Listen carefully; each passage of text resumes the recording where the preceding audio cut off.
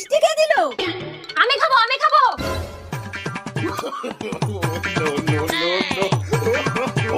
সন্টুর বউটা সরকারি চাকরি পেয়েছে, তাই মিষ্টি দিয়ে গেল। আর আমার বাড়ির দুটো অন্যের খুশিতে মিষ্টি খেতে পারে, কাউকে খাওয়াতে পারে না। সরো।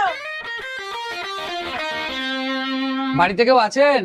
ও সন্টু, বলো বাবা।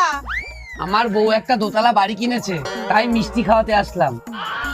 আসি, হ্যাঁ। তাকিয়ে আছো কেন? নাও খাও।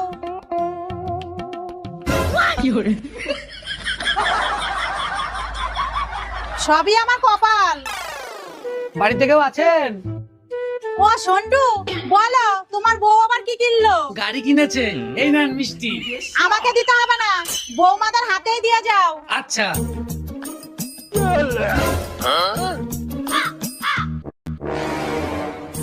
খাও, মন ভরে খাও। পৃথিবীতে এসেছই তো গেলার জন্য, অন্যদের দেখেও কিছু শেখো না, কিছু করতেও মন চায় না। সারাদিন শুধু খাবা আর ধেই ধেই করে নেচে বেড়াবা।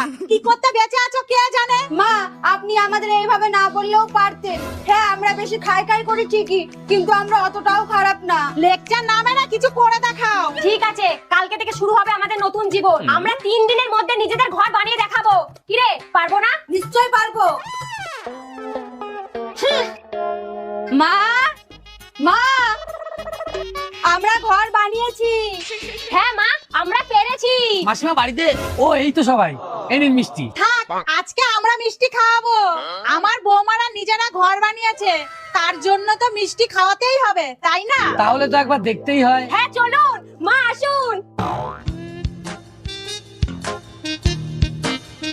মা, এই যে আমাদের